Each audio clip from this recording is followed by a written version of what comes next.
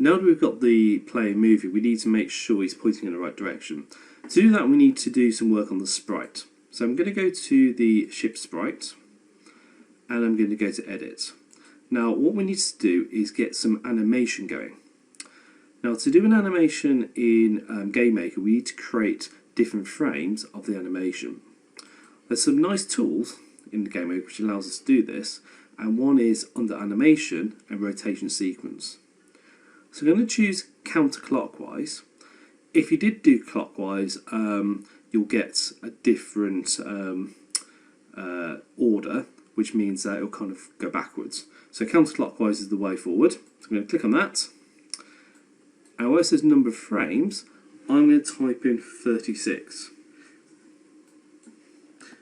The reason I've done 36 is, if you remember, when I press left, it rotates by 10 degrees. So at most, I need 36 possible values in 360, because all I did was divide 360 by 10. Now I chose 10 on purpose to make this calculation very simple. So I'm going to click on OK, and what will happen is you can see the ship is now turning. I'm going to click on Show Preview, and you can see I've got a lovely rotating ship. So I'm going to click on OK, and OK again, and run the game. And what you'll see is a ship kind of spinning around aimlessly in the middle, which is not exactly what I want. It will still move, as you can see. It just looks even weirder. So we need to do some code now.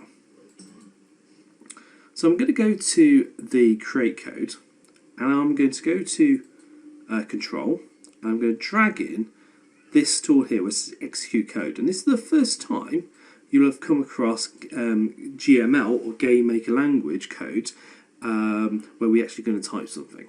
So I'm going to use two special variables. The first one is called image speed. Now what image speed does is it basically sets the speed of that little animation you just looked at. Now normally we might maybe have somebody running or something like that, but in this case I actually don't want to play the animation. So I set the speed to be 0, which means don't play the animation. I'm then going to use the second one, which is called image index. And I'm going to set this to be direction multiplied by image number divided by 360. Now, if we explain this code in a bit more detail, image index is the frame that we're going to show. Direction is the current direction the player is facing in. Image number is the number of frames, and I could replace that with just 36. And I then divide that number by 360. Now the reason we use image number rather than just putting 36 in there is because maybe later on I want to change the angles, things like that. It gives me a bit more flexibility to do it this way.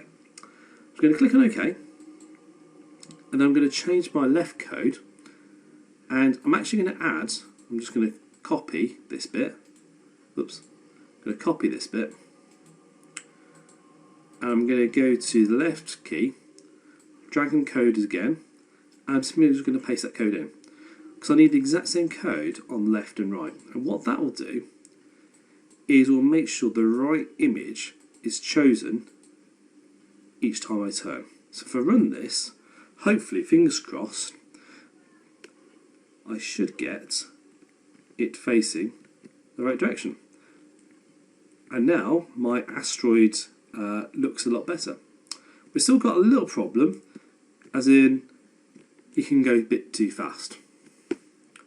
So the next thing I'm going to look at is limiting speed. To limit the speed, I'm going to go back to the player, I'm going to go to up, and I'm only going to set this variable to increase by 1 if the speed is less than 6. So I'm going to go to control, I'm going to use this tool here, test variable, I'm going to drag it in, I'm going to say when speed